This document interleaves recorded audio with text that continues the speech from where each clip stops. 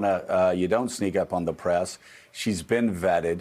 This morning, if you look at what the Trump campaign has been saying about her over the past, 12 hours or so, they don't really know how to attack her other than saying she was too mean to Joe Biden during a Democratic debate. I don't know that that's gonna be a winning argument. There are, of course, some on the left that are suggesting that she is too much of a tool of the Democratic establishment. There are people on the far right who are attacking her as well. One group actually, for some bizarre reason, attacking her for being a, quote, cop, as if that won't help among swing voters. Is she? How do you look at this selection politically, and how do you look at it personally?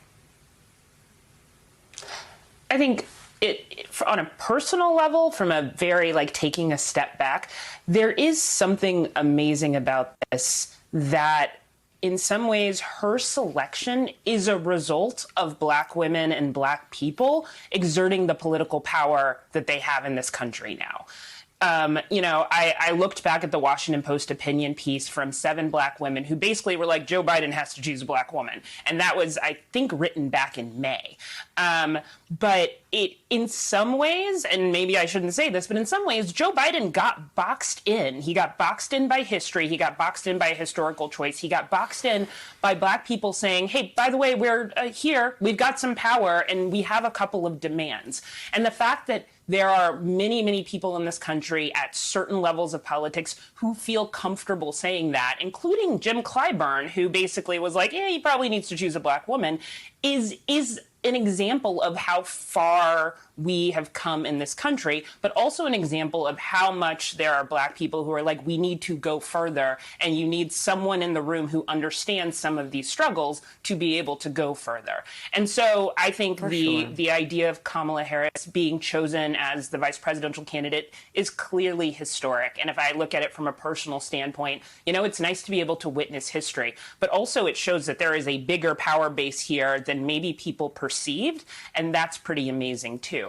I think, speaking to your point about President Trump and Trump's campaign and how they are trying to define her, that's a part of politics. And we know, I think we've talked multiple times on this show about how they've had a hard time defining Biden. And some of that is because of COVID-19 and people aren't really campaigning and all that other stuff. But they are going to, this gives them an opportunity, much like it gives Joe Biden an opportunity to have this weekend of probably good press. It gives them an opportunity to figure out a new way to get at his campaign. So we're going to have to see how that plays out. But remember, as with everything, President Trump, when I looked at that ad last night that the campaign put out, he is trying to define them for his base. He is trying to make sure his base shows up and votes at least the same levels of 2016. So if he can scare them into thinking that Kamala Harris is a tool of the radical left and that Joe Biden isn't actually going to be president, maybe he can rile people up enough to show up in droves for him.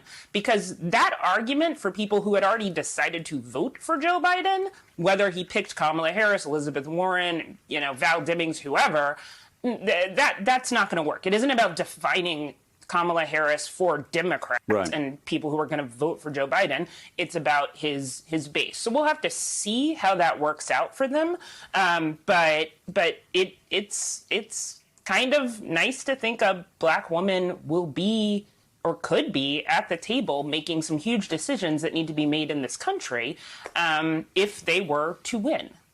Thanks for checking out MSNBC on YouTube, and make sure you subscribe to stay up to date on the day's biggest stories. And you can click on any of the videos around us to watch more from Morning Joe and MSNBC. Thanks so much for watching.